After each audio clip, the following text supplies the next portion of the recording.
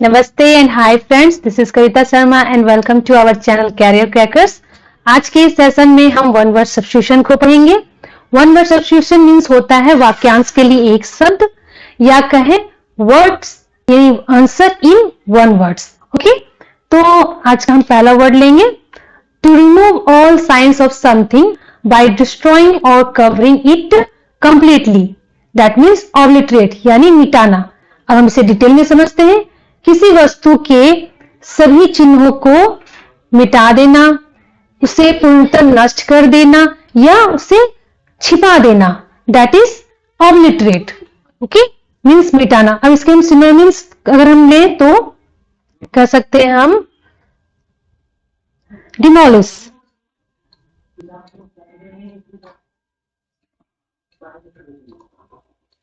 Demolish means भी होता है कि मिटाना।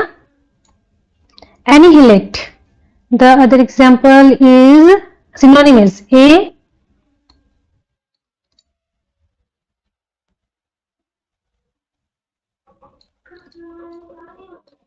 annihilate।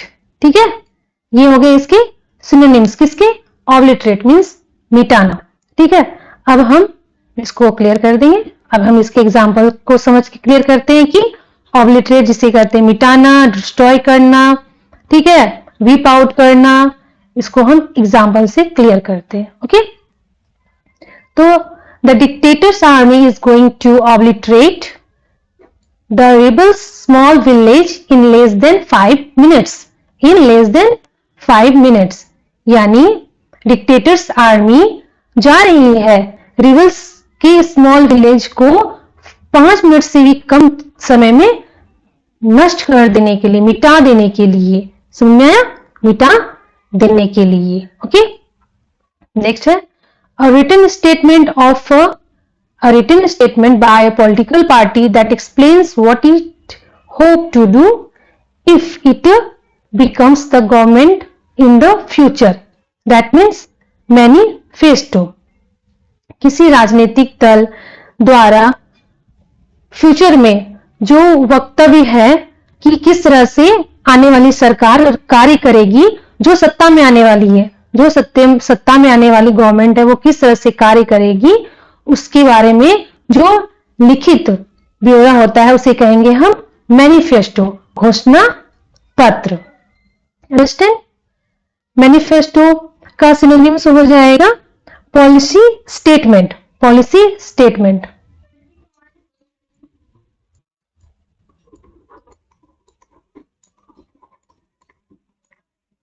Policy statement.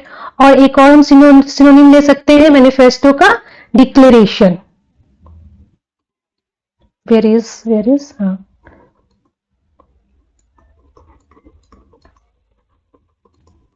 That is declaration, that means घोषणा पत्र।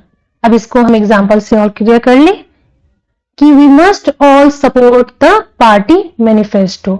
हम लोगों को जरूर से पार्टी मैनिफेस्टो यानी घोषणा पत्र को सपोर्ट करना है। ओके, करना चाहिए। Okay, understand? नेक्स्ट पे आते हैं the attitudes and behaviour typical of people who think they are better than other people in society. इसका मतलब हो गया स्नोबरी यानी असभ्यता का गुण।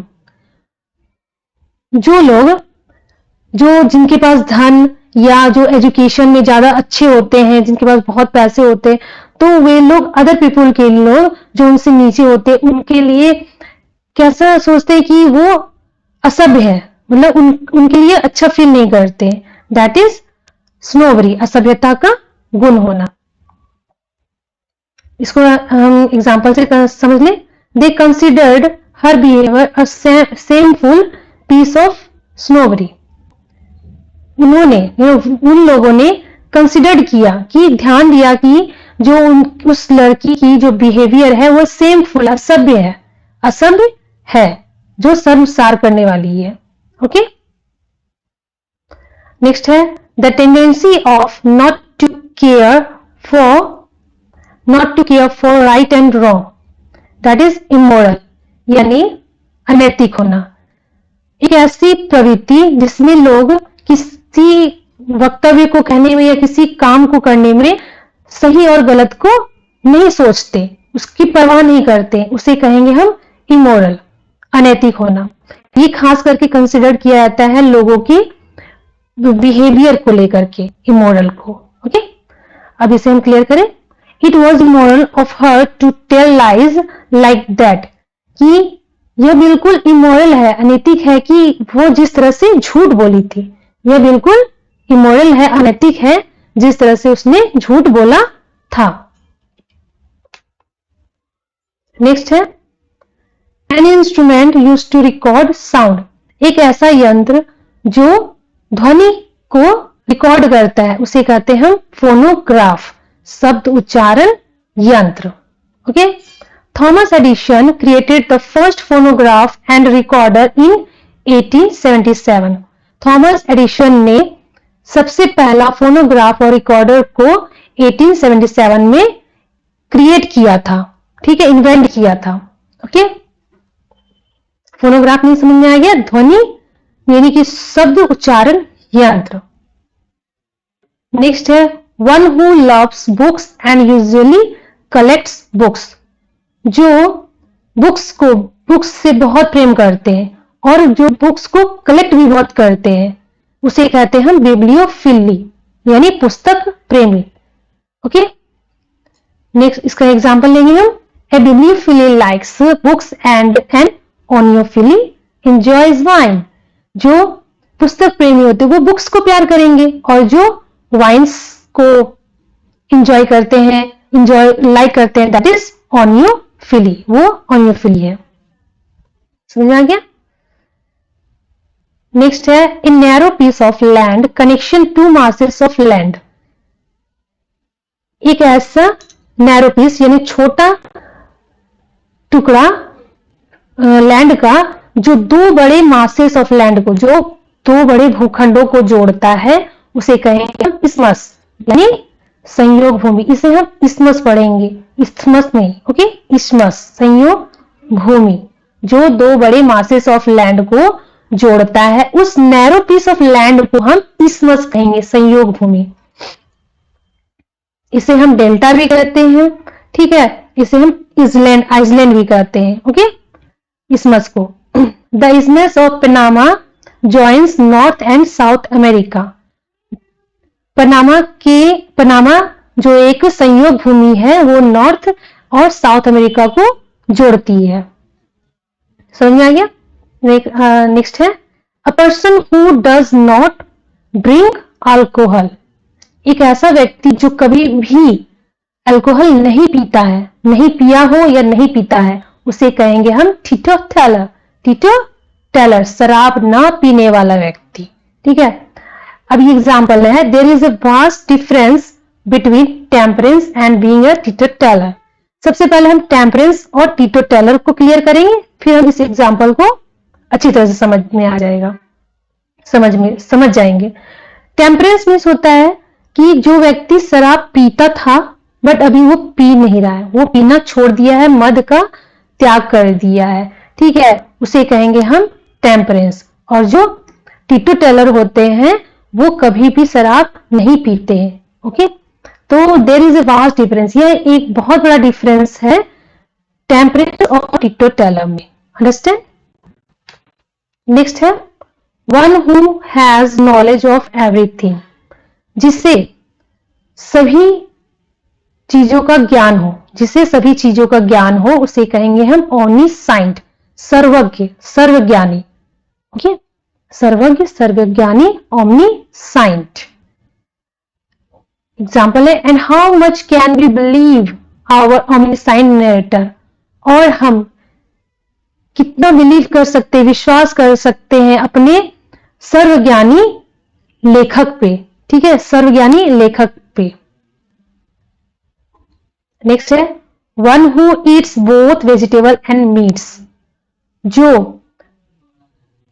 बोथ खाता है यानी कि वेजिटेबल्स और मीट दोनों को खाता है, दैट उसे कहेंगे हम ओमनीवोरस यानी सर्वाहारी, या कहें एक वर्ड में जो सब कुछ खाता है, एक सेंटेंस में कहें जो सब कुछ खाता है, उसे कहेंगे ओमनीवोरस, सर्वाहारी।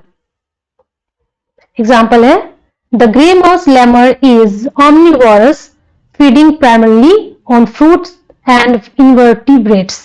यानी जो ग्रे माउस लेमुर है वो एक omnivorous है जो एक सर्वाहारी है और वो प्राइमरली फ्रूट्स एंड वेजिटेबल्स या कहें फ्रूट्स एंड इनवर्टिब्रेट्स सब चीज खाता है। फ्रूट्स हो गया और इनवर्टिब्रेट्स में सभी जीव आते हैं, ठीक है, वो सब कुछ खाता है। नेक्स्ट है the act of finding out secret information. Oh sorry, ये एग्जाम यहाँ पे रॉन्ग है, थोड़ा सा सीक्रेट होगा यहाँ पे, ठीक है। Secret information about another country और ऑर्गेनाइजेशन। जो व्यक्ति किसी अन्य देश का या किसी संस्था का सीक्रेट इंफॉर्मेशन को संगठित करता है, उसे इकट्ठा करता है, उसे पाता है, ठीक है, तो उसे कहेंगे एस्पियोनेज, यानी जासूसी करने वाला। जो जासूसी करता है किसी अन्य देश का या किसी संगठन का, उसे कहेंगे espionage. She found guilty of espionage against the United states. वह दोषी पाई गई यूनाइटेड स्टेट्स की जासूसी करने के अगेंस्ट वह दोषी पाई गई यूनाइटेड स्टेट्स के विरुद्ध जासूसी करने के लिए। Understand? Placing a thing beside another, यानी एक के बगल में दूसरे को वस्तु को रखकर जब हम उसकी तुलना करते हैं, दैट इज जक्सटपोज। जक्सटपोज इसका प्रोनाउंसिएशन होगा जक्सटपोज, यानी तुलना करना। एग्जाम्पल है, by looking at my old diary I can juxtapose my past with my current life. जब मैं अपनी पुरानी डायरी को देख रही हूं, I can, मैं तुलना कर सकती हूं कि मेरा पास्ट और मेरा प्रेजेंट क्या है, ठीक है, ओके। तो thanks for being in this session. आज का सेशन यहीं तक रहेगा, तो subscribe my channel and like this channel और इसी तरह से मेरे इस आगे के सेशंस में बने रहें। Thank you and bye bye.